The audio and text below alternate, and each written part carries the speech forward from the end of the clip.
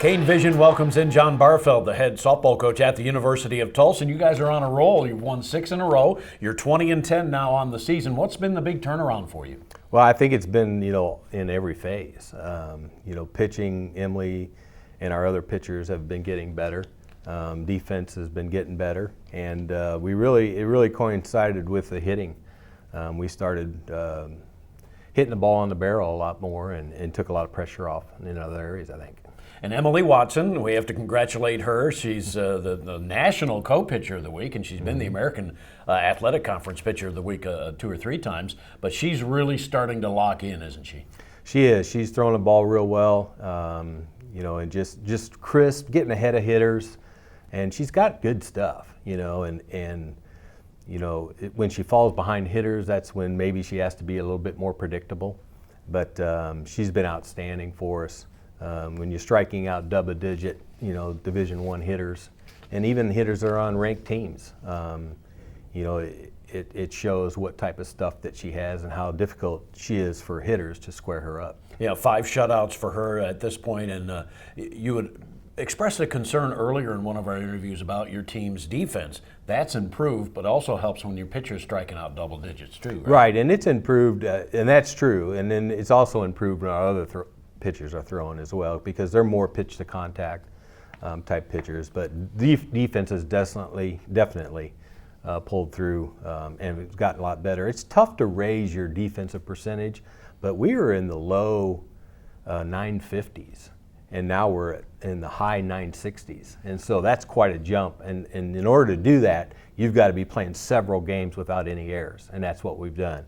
Doing a better job hitting cuts, doing a better job of directing where the ball needs to go, cutting the ball when it needs to be cut so the ball's not flying around the infield, coming from the outfield and things of that nature. So defense has definitely picked up. And you picked up a couple of pretty important scalps, beating number 25 team Arkansas in a run rule game 8-0, and then number 12 LSU. So those are pretty big wins for RPI and that sort of thing, aren't they? They are, and Cal was another one. Got them. They're a 3rd-ranked team that we beat in the last 2 weeks, and so when you beat those type of teams, obviously it boosts your winning percentage, but it also you take on the opponent's winning percentages and things like those natures for RPI. Absolutely, and with the Hurricane beating Arkansas, as Coach mentioned, all of those SEC teams that Arkansas will play in the future, and they have played, obviously helps out the RPI, which is at 34 right now. And I know you're not a big numbers guy in terms of this type of, this time of the year, but you are at 34, and now you head into league play, which is, of course, kind of turn the page into the next section of the season, right? Right, and you're exactly right. It's way early. It kind of lets you know where you stand, though, and that's good to know.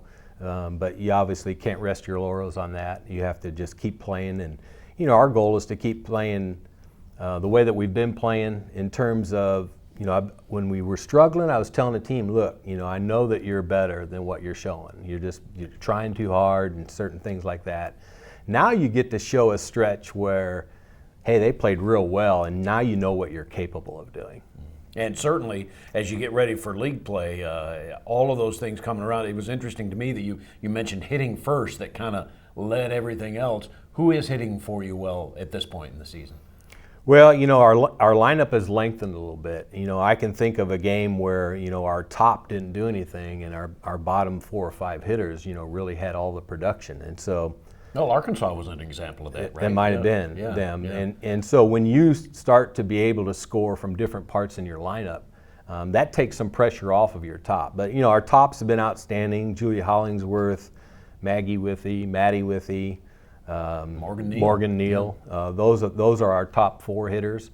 They've been outstanding and pretty consistent throughout the year. Every once in a while they might get a little bit of a glitch, but they just go up there and they have pretty solid at-bats all the time. And so, but the bottom has been coming through. Shelby Estacado starting to hit a lot better.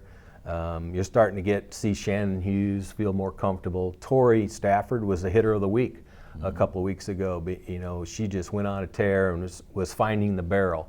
And that's the thing that we weren't doing early in the year. We just weren't finding the barrel of the bat very often. And now, of course, you get to start league play, and you start kind of where you left off league play. South Florida, the team you beat last year here in Tulsa for the American Athletic Conference Championship.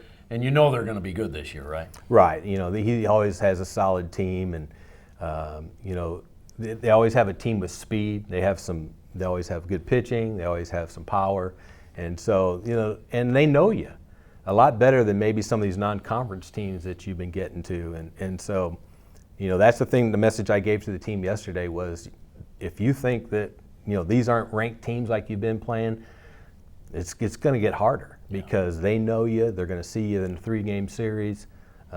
They saw you last year, and so we just have to be prepared to go out and continue, like I said, to have that goal of winning all the phases of the game. And of course, it starts on Friday in Tampa against South Florida, beginning American Athletic Conference play.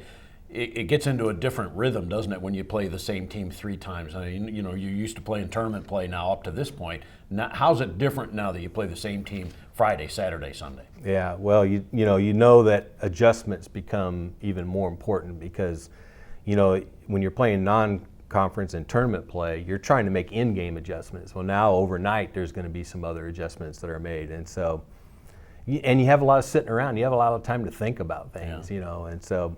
It's just, you're right, it's just a different pace, up to the weekend than what we're used to so far. Well, Coach, enjoy maybe a little sunshine in Tampa and come back with a few wins against the South Florida Bulls. Thank you. All right, thank you, Bruce. Head coach John Barfeld, University of Tulsa softball.